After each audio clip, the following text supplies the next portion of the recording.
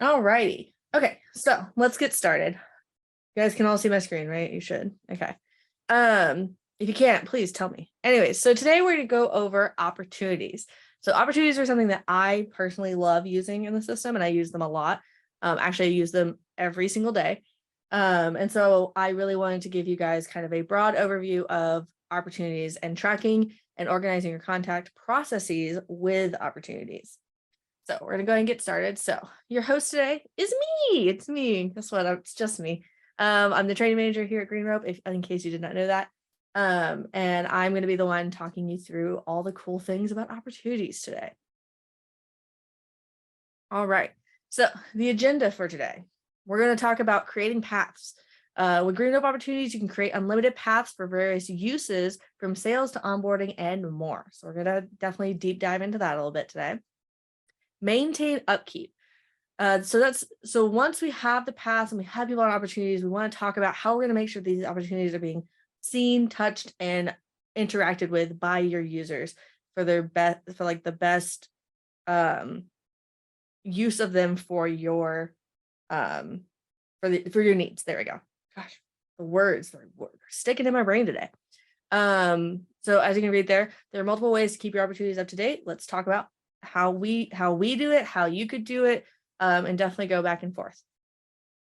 And then the last thing we're going to talk about is automation. So you can automate opportunities per phase and some other cool automation with opportunities. So I definitely wanted to dig into that because opportunities are fantastic. And while for the most part, you're going to want to manually touch them and interact with them on like the daily, there are parts of them that will have some automation and you might want the system to do some stuff for you. And we definitely want to go over that.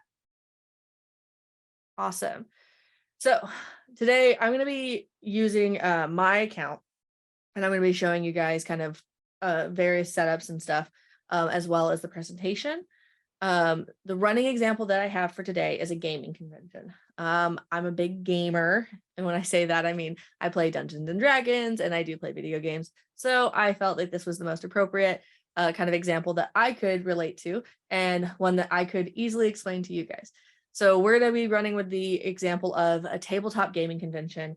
And with that, we need to consider things like not only people who are going to attend the convention, but vendors that are going to be at the convention and panelists that are going to be speaking at the convention. So this is the running example. Again, there'll be times where I ask for your ideas and your thoughts on things. So definitely feel free to kind of branch out from there. But this one was the one that I saw that would have a lot of opportunities to use opportunities. There we go. Awesome. So the first part we're going to go over is creating paths. So in the system, you can create paths for opportunities, which basically say, hey, when this customer starts, they start here, they go to this phase, and this phase. Paths are made up of phases. So most opportunities will show different sales processes for different products, subscriptions, and such like that. So you might have a few paths for your different subscription levels. Maybe you have different paths for the different products that you sell or different services that you're offering. Opportunities were definitely created with sales in mind.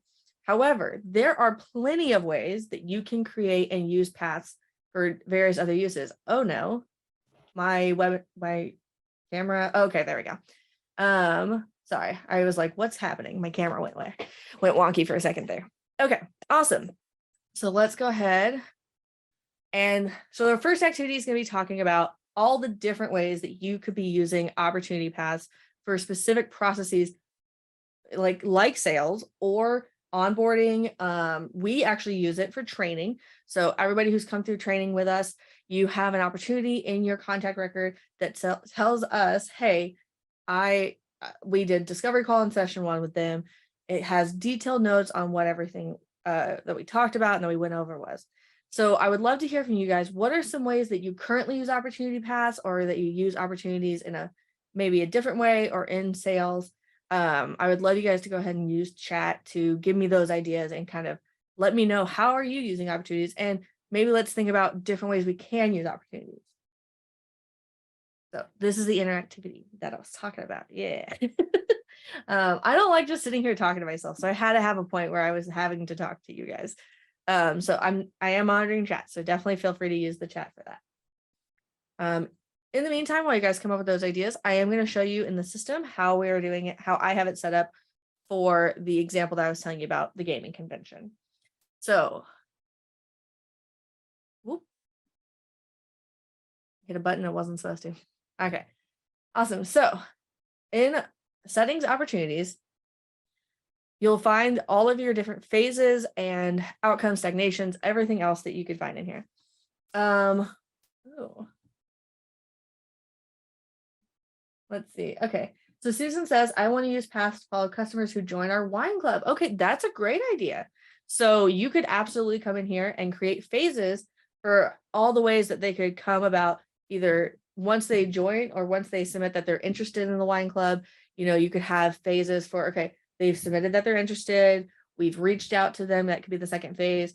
We got on a call with them. That could be your third phase. And then the last phase, you could say, hey, they joined or they didn't join.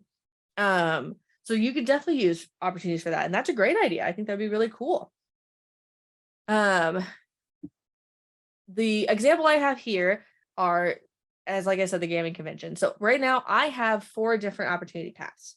So my 4 different ones are convention sales. So, the tickets that we're selling to the convention, sorry, the panelist sign up. So when people sign up saying, hey, I'd be interested in speaking at your convention, I need to know. And you can see that these paths are different. Because when people come in and they want to buy, the lead can be qualified or not qualified. I just need to know that the lead came in. I need to know that, I guess, the proposal was sent, or they purchased the ticket, or they were interested in the website and they submitted that they were interested. And then when we sent them out maybe an email saying, hey, tickets are live, that was our proposal to them to buy their ticket. And then either they bought the ticket or they didn't. And that's our win-loss condition. And so convention sales are going to be different than panelist sign up, because if somebody says, hey, I'm interested in being a panelist, well, I do want to qualify that. Like, are you an actual panelist, or are you just like a random Joe off the street that plays, magic every now and then? Like, we want to make sure that you're actually into gaming. Like, come on. So we have our qualified leads, and then we get on a call with them because we want to know that they're a real person. And then we do a deep dive call to go over all the things that they want to talk about, what they're interested in being a panelist for. And then from there, we give them a proposal of, okay, these are the different time slots we have open that we would like you to be a panelist for. Here are the different, topics that we'd like you to discuss. And from there, they either sign up to be a panelist or they don't. So you see, those are 2 very different, paths that people are going to go on. But they're things that if you're doing a gaming convention, you definitely need to think about, like, oh yeah, our convention sales are going to be very different from our panelist sign up. And as you can see, I have vendor orientation and vendor sales, because when vendors come in and want to sell their products at our convention, we want to be able to know that they are, again, a legitimate vendor. And we want to make sure that they, once they get signed up and stuff, they get all of the resources that they need for on the day of the convention or the weekend of the convention. They feel that they know, okay, I'm going to be going to this spot, I'm going to be doing this on this day and this at this time, and they feel comfortable. And so these are my examples. I really love the wine club one. I'm still thinking about wine. The wine club. What? Anyways, so definitely, like I said, as you can see, we're using it for sales. Sales are definitely going to use this, but there are ways that you can use it outside of sales. The one I wanted to point out was vendor orientation. This one is kind of how we have our training set up in the system. Is after you win, after we won, like after you guys sign up, we then have a discovery call with you, or an onboarding call. We then have session 1, 2, 3, 4, 5, however many you've purchased. And then we have our nurture, we have, for us, we have it either hold or we have it on additional time, because we always suggest you guys come back. If you ever have any other questions, you're always welcome to purchase additional time and talk to us.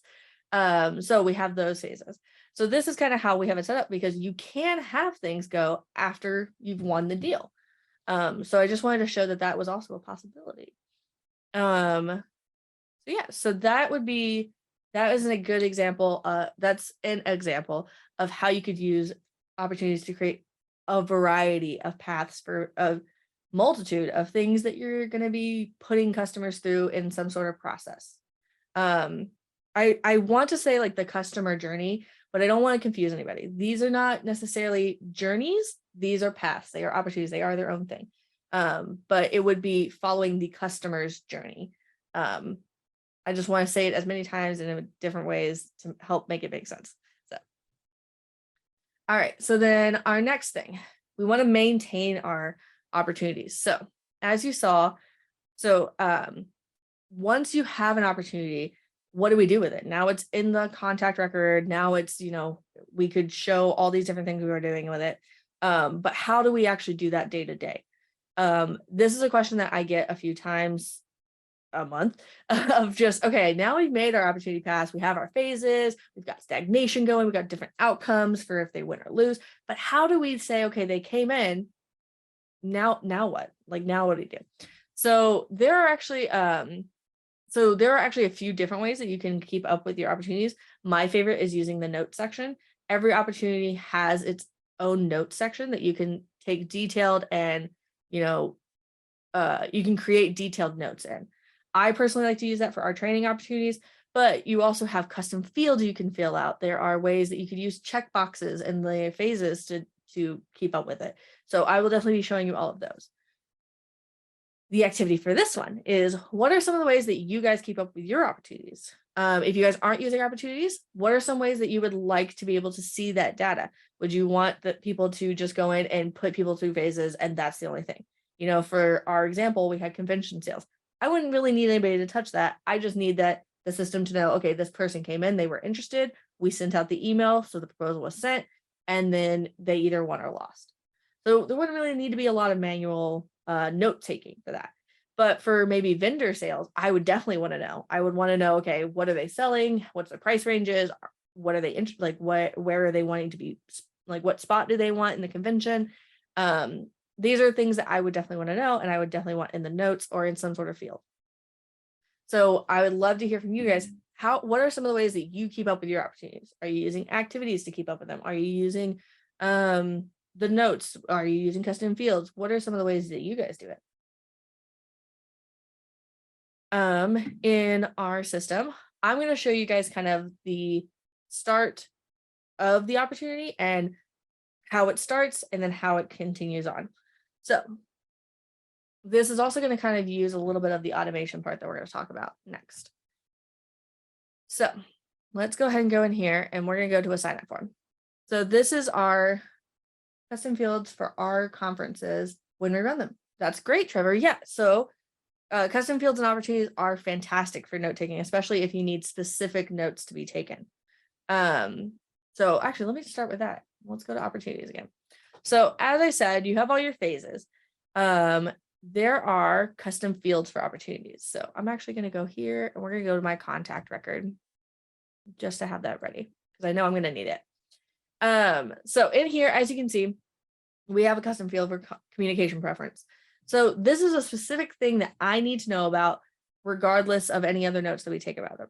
So that's why the opportunity fields are great, is because now in the opportunity, when I go into it, I will see that this field needs to be filled out or it has a specific answer in it.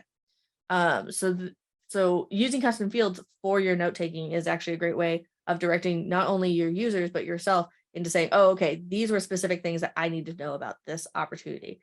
Like they only wanted to be communicated with via email or by phone. Let me go ahead and that one. There we go. So we're going to go ahead and create brain lost power. Hold on. We're going to go ahead and create a testing opportunity. There we go. And I'm going to go ahead and I'm going to say that I'm managing it. We're going to go ahead and say, and we're going to go ahead and use which path. Let's use the vendor sales path. And we're going to go ahead and say that I've already come in, they've qualified me. And then now we're going to do a discovery call. So as you can see, I'm about to put myself in a phase, and you see how this phase activates a workflow. That's important. Go ahead and make a note of that because we're going to be talking about that next. We're going to go ahead and do this. And as you can see, there's my field. So when I go to fill this out manually, I can always fill this out saying, oh, okay, yeah, this person, I talked to them on the phone. They want to be, they only want to be communicated with via email. And then from there, I can kind of, I can pick what products. So when you're doing it manually, you have to have a product on there. And we do suggest having a product on there, period. And then we're going to save that. So this is what this opportunity is going to look like. I'm going to go ahead and just delete this one because it's just in the way. Perfect. So yeah, so now this is my opportunity for this, for my contact, right? So I came in, they've qualified me as a lead, and now we're on the discovery call, right? And so as you can see, my communication preference is right there in the notes. So custom fields are great because they take those detailed notes that you absolutely need. The other thing with that is if I came in here and say we did the discovery call, say I called myself, we did the discovery call. Okay, great. Now I'm working on the proposal. So I need to put them in the proposal sent. And I'm going to go ahead and make notes saying called last Friday, sending proposal now, right? So you can absolutely do that. And you can hit save. And then now those notes are always tied with that opportunity. So that's what I was saying is you could use custom fields, you could use the notes, you could have activities tied to certain phases.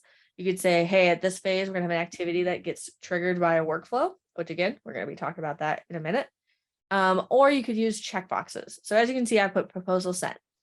Well, now I wanna put in follow-up notes, or now I have a checkbox for this one phase where I can put follow-up notes and I can say, okay, yeah, we followed up and these are the notes. So I followed up on, I sent it Friday. Maybe I sent it Friday, and by Tuesday I want to go and follow up, and I followed up with them and they say that they're still interested. They're just reading the proposal still.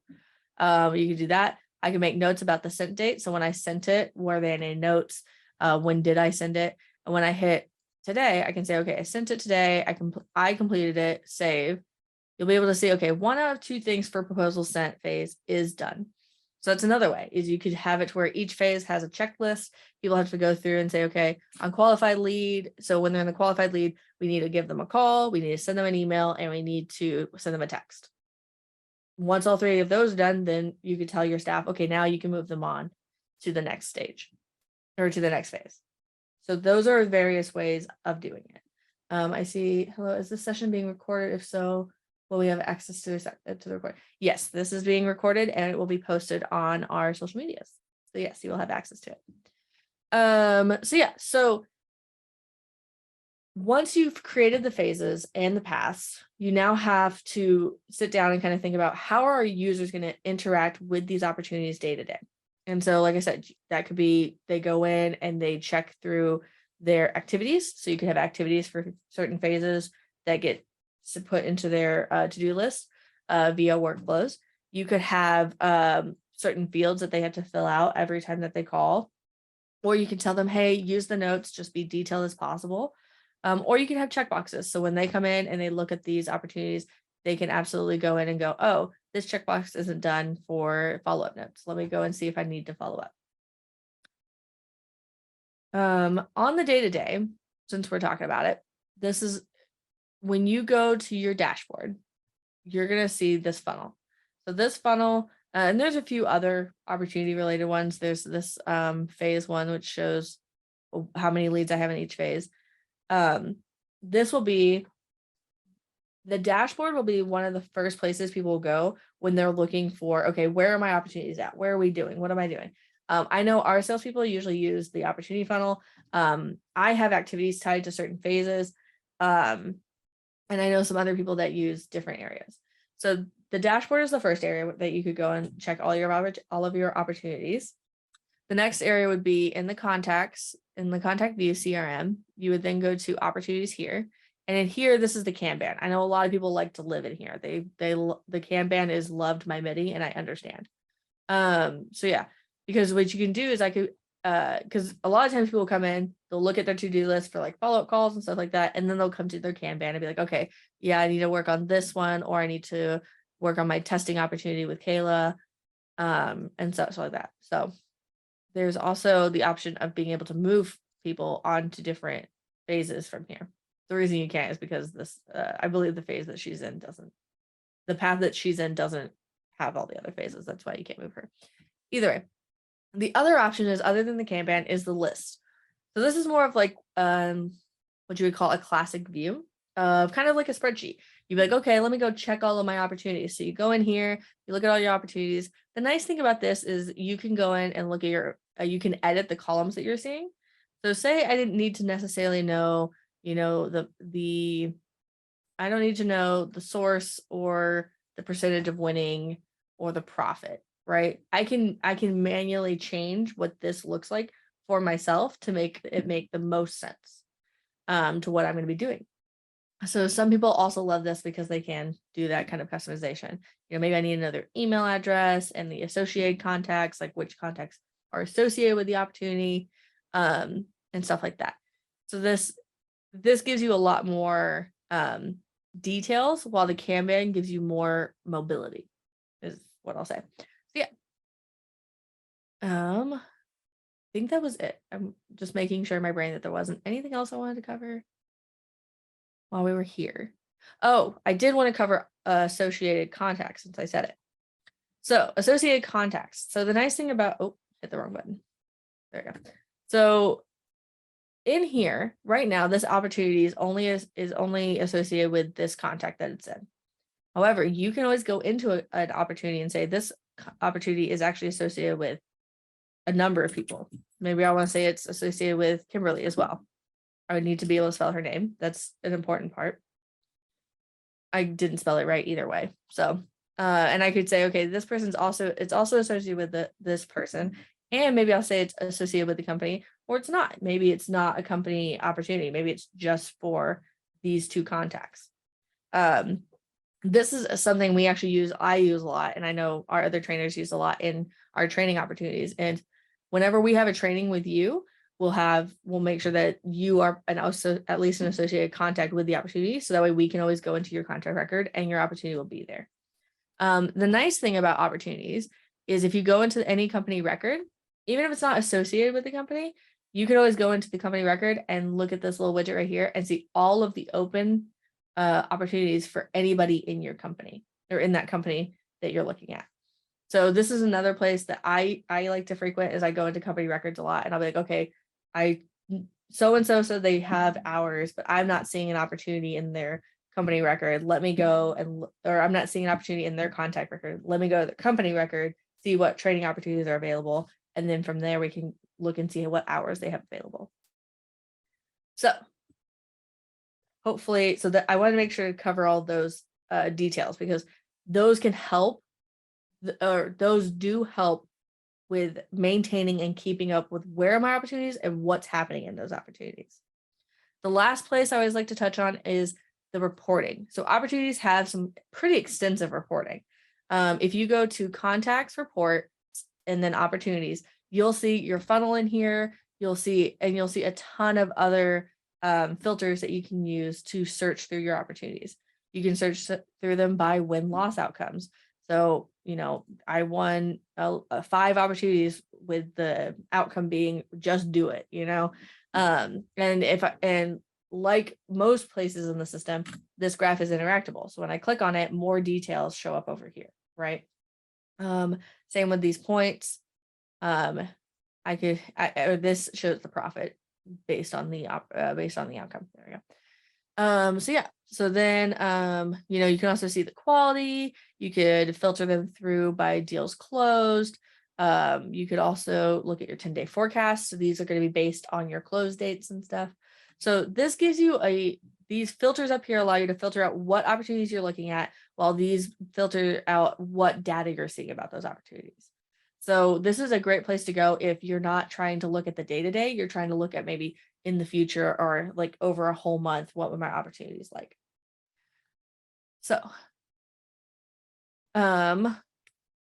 okay, cool. So then the last thing we're going to go over is automation. And I wanted to make sure I had at least a good chunk of time for automation, because it's going to be, automating your opportunities is fantastic, but it does come with a lot of ideation. You have to think of, okay, when they get to this phase, do I need to make sure that they get this document, or do I need to wait until the next phase for them to get this document, and such and such. So automation can be a big thought process. So the example so I don't know why I didn't put an actual example in here. That's copied from the last slide, but automating phases can look like, okay, at this phase, so at the first phase, they're going to get an email and we're going to get an activity to, follow up. At the second phase, it could look like, okay, they've got this email, we're going to send them a document for them to sign, and so on and so forth. So my activity to you is, whenever you're thinking about automation, a couple of things I always like to point out is, think about how are you going to make it easier for you and your users. Are there specific activities and resources that you want sent out at a specific phase? Thinking of opportunities in paths is great when you're thinking of, okay, these kinds of customers need to be in this kind of path. But once you get to the day-to-day, you need to start thinking about, okay, once they are in this path, we need to make sure that this phase they are getting this documentation, or this phase is getting alerts to the team, stuff like that. So I'd love to hear in chat, what are some ways that you can think of right now that, or some points in your opportunity that you're using automation, that you're thinking about, okay, this phase, this needs to happen, and so on and so forth. I'd love to hear in the chat how you guys are already using it, or how you think you might use it in the future. In the system, I'm going to go ahead and show you our example. Yes, I'm opening multiple tabs. It just happens. It's just my life. In the system, to do this, what you would do is you'd come into the phases and you'd see right here, activate workflow. So this activates a workflow whenever this phase, whenever the contact enters this phase. There we go. So right now at lead qualified, whenever a contact enters the lead qualified phase, they activate this workflow. And this workflow, right now it says vendor application review. So that means it probably is a review. It probably assigns an activity to a contact, telling them, or it probably assigns an activity to their opportunity manager saying, hey, you need to review this lead that came in. It probably sends them an email saying, hey, thank you so much for coming in. We thank you so much for your interest. We will be with you shortly, stuff like that. We also allow you to do a proposal due date workflow. So in an opportunity, one second, let me get to an opportunity. There we go, summary, just pick a random one. There we go. So in the opportunity, you can set a proposal date. So this proposal due date. So like I said, we are going to be sending out proposals. So when I create my opportunities, I will probably want them to have a date of when that proposal should be sent out, right? So the nice thing is with that, I can say, okay, on the proposal due date, activate a workflow. So that could either be a workflow that alerts somebody like, hey, the proposal due date is coming at, like, it's the proposal due date. Where are we at? Like, you need to go in and adjust that. Or maybe the workflow is sending them a document for them to sign. Maybe it's just a static document that everyone signs. The workflow could look different for everybody, but this gives you the opportunity of, okay, we're activating the workflow for each phases, but on the proposal due date, we're also activating workflow. So that way that isn't getting lost in traction or in, all the other notes that we're taking. This is also where you can set up those checklists that I showed you. You can go into the phase and say, oh, this phase has these checklist items. Awesome. And then, I think that was, yes. So yeah, so you can do it by phases. In stagnation, you can also activate workflows. So this is where you can say, okay, if a contact sits in lead qualified for 5 days, then activate a workflow. You can come in here and say, okay, after 5 days of sitting in qualified lead, we need to go in and maybe we need to send an alert out, to somebody. So this is a good way of saying, okay, we've done something when they got into the phase, and now we're going to make sure that they get out of the phase by a certain time because we have a workflow that's triggering to tell us or to do something for us there. The last thing about automation when it comes to opportunities is you can have automation create the opportunities for you, as well as move the opportunities for you. So these are two different things. I just saw something in chat, so give me a second. Let me read. Okay. So these are two different things that I'm going to show you. Let me look at what Susan says. I'd love to see a wine club membership card that can be stored on their phone so they can identify their club level when they come in to buy. Okay, so that, Susan, that just sounds like maybe creating a card to show that they're a membership. So maybe you have an opportunity that once they hit the win phase, it activates a workflow that sends them an email, and then that email, it shows them an area where they can get a card. Or maybe you have or maybe the email is the card, and in that email you use placeholders to put their card number or their like the unique identifier to show that they are this, member of the wine club. There's definitely, when it comes to wine club cards, usually I mean, as far as I've seen, it's just a card of some sort. Maybe it's a physical card or it's a digital card that shows, hey, I am part of this wine club. So you might just be able to just say, okay, at the win phase. So in the opportunities area, you would just go to the win phase. You say, okay, on the win phase, we want to have a workflow that triggers to send them the email saying, hey, you are now part of the wine club. Here's our card. And maybe it's a picture of like a card or something like that. You can also have the workflow send out. You can also have the workflow activate. And there is a way in our system that you can send out a postcard. It is through Postlytics. There you go. So maybe that postcard's their card, like their physical card. So if you wanted to send out something physical, you could do that. And you can always come into our help section and look up stuff like postcard. And then there you go, print on demand. So this could absolutely set up, you'd have Postlytics and Zapier you would work with Postlytics and Zapier to basically say, okay, when this specific workflow is activated, it triggers a zap to tell Postlytics to send out the thing I've told it to send. So you could absolutely do the thing where you send a physical card as well as a digital card. So that's why I love opportunities though, is because at certain phases you can say, okay, we need to send them this card, or we now know that they've hit this phase, or they're at this point in our process, they need this kind of documentation. So kind of switching back gears to the automation as far as creating and moving through opportunities. We now in a workflow, you can use the workflow activities to create an opportunity. So there's a special workflow activity called create opportunity. So the reason we do this is because opportunities are created as its own activity. So when you come in, you say, okay, when anybody triggers this workflow, we're going to create an opportunity for them. It's going to be assigned to me. It'll be assigned to our account owner, whoever you want it to be assigned to. You can also assign it to a specific person, a specific email address in a user field. So say you have like a representative user field, and in that user field, you put the email address for the shared user that is their representative. You could say, okay, when anybody comes through this opportunity, it's going to create an opportunity that is assigned to that user field, or that shared user whose email address is in that user field. Hope that makes sense. But it's a really cool feature, and I always like to point it out. It can just be kind of a weird thought process to kind of get to that. But yeah, so you're saying we're creating the opportunity and it's assigned to this person. Then you tell it, okay, this is the title of the opportunity. So the title is, Wine Club. Maybe that's the opportunity title. And it's going to be using maybe it uses our vendor sales path. So this is basically a way to say, anytime you go through this workflow, you're going to it creates an opportunity for you for this path on this phase.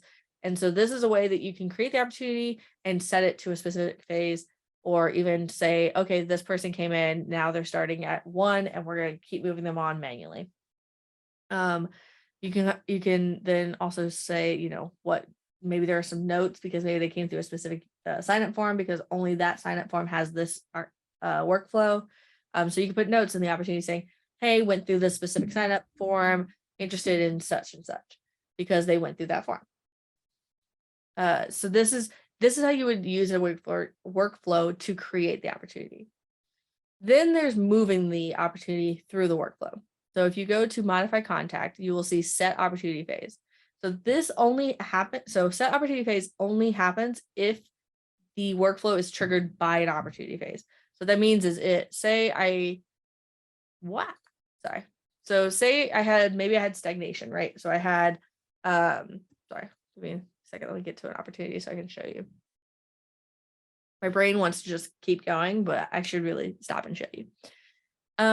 So say they're in lead qualified, right? And that triggered a workflow to maybe send them an email saying, hey, we'll reach out to you shortly. Feel free to book a call with so-and-so with this booking calendar, right?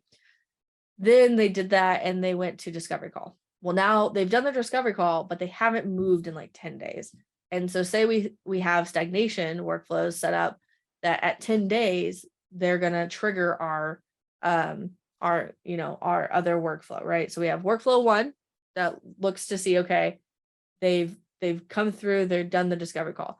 Workflow 2 or workflow 1 is going to tell them, hey, here's your information, book your discovery call, right? Workflow 2 is then going to sit and wait and see, hey, did they actually book their discovery call? If they didn't, after 5 days, we're going to go ahead and move them on to the not interested work phase, maybe. So then since it's being triggered because it's been sitting in that phase, you can tell this workflow to say, okay, we're going to go ahead and move them still on the vendor path, or maybe we're going to move them to a completely different path, and we're going to put them on maybe closed deal loss. So this is a way that you can tell the system to go ahead and be moving people through paths and phases for you based on either their stagnation, or maybe they went from one path and as soon as they hit this path, it sends them something and then you just move them straight onto another path. There's a few ways that you could absolutely use this to automate that phase movement for you. But something to always know is it has to be activated in an opportunity. It has to be activated in one of these ways, in the stagnation workflow, by an activation workflow, or by proposal due date workflow. Any of those will get you, will allow that workflow to then move them around for you. So automation is we have so much automation that it's super powerful and it can do so many things. So like I said, for the wine club, you could absolutely have a workflow that as soon as they hit the win phase, they get an email saying, here's your digital card, expect a printed card. Then you have it also do the print on demand for you and stuff like that. There's so much automation that it does take kind of a sit down and ideation process to think of, okay, this phase means that we need to do this. And I think one of the biggest things that I love about opportunities is that it is broken up by phases. You have different paths for different things, but you will always have a phase that, maybe the discovery call. Well, no matter who's going through that discovery call phase, we will need to alert the company, right?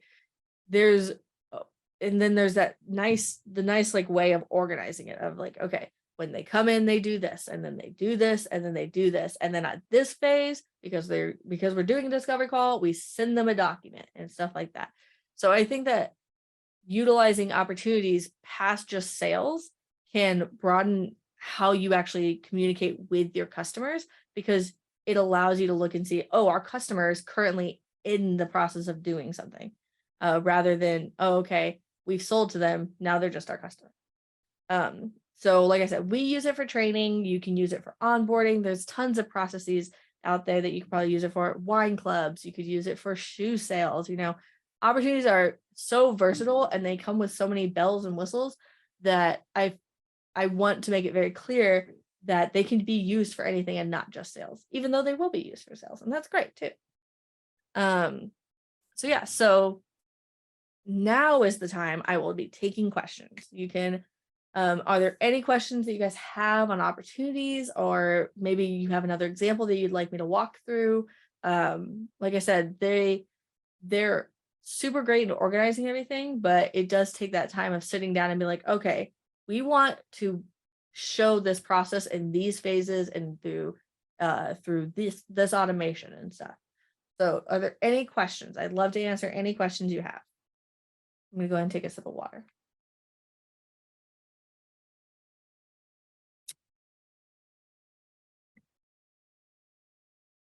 I do see one in the Q&A. I am trying to use mostly the chat. So if we could use chat, that'd be great. But let me go ahead and see what the Q&A one says.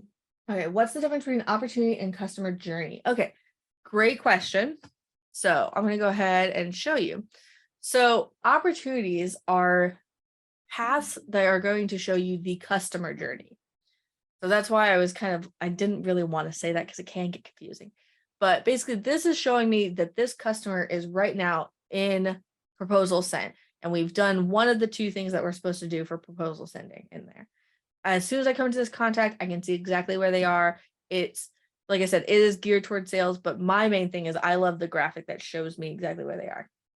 I also love that I can put all the notes in here as well as custom fields and stuff. So really this is a one-stop area for me if I'm trying to figure out where are we with the sales of the customer, the sign up of the customer, the onboarding and stuff like that. A journey. So journeys in our system is a form of automation. And this is a place where you can also look to see where they are, but it's more geared towards when they hit the journey, they start by waiting. Then we go and look and see if they've got a certain tag. If they do, then they get an email. The journey is more of an if-then statement to get them to a goal of emails or some sort of automation. While opportunities are meant for you to go in and view and see where are they in the specific process that we're trying to get them through. Where are they in sales, onboarding, orientation or anything like that? Where are they in that? While the journeys are more of an automated way of saying, okay, they've done this, now do this. If this, then do that. So that's kind of the difference. They are meant to work together. So you might have an opportunity where at a certain phase, you're like, okay, so like I showed. So at 5 days after the discovery call, they never responded. We haven't moved them on. So that went ahead and triggered the workflow, and that workflow moved them to our not interested phase or our not interested path, and they're on the re-engagement phase. Well, maybe that re-engagement phase triggers a workflow that has a journey in it to send them a number of emails at different delay points to try and re-engage them. So they are meant to play together, and that's why I say you really want to sit down and think about it and maybe talk it out with yourself. Okay, if they do this, we want to make sure they get to this phase, and maybe this phase triggers this automation so that way we know and there's a workflow or there's an activity for us, and stuff like that. So when it comes to the automation, there is so much variety and versatility in it that I highly suggest sitting down and maybe, scratching it out on paper or just thinking about it. Personally, what I love to do is I create the paths. I create like a basic template of the journey. So when I create a brand new journey, I always like to pull out my pieces, and then I connect them later. I always like to put the pieces out there, and then I put the details in later. So I know, okay, I'm going to have this path, and these are the phases I'm going to do for this path. So, like this path is for our training. So that's exactly how I built our training processes. We have an opportunity path for training. You come in at discovery call. Well, at discovery call, we trigger this workflow to let the trainer know, hey, you have a new trainee. Then you're going to then after your discovery call, the trainer is going to move you manually to session 1. After session 1, we have a workflow that gets triggered that then that has an activity for us to follow up with you in 3 days. After that, and then it triggers a journey, and that workflow then triggers a journey that puts you in and let us and sends you emails every 5 days. So it's one of those things where I had to sit down, I had to create the path, and then I had to create the basic journey. And then I was like, okay, what do we need to do at this time? What do we need to do at this time? This is the email I want to send here. Personally, that's how I like to do it. Some people like to write it down. Some people like to sit down and just talk to themselves. It's however works for you.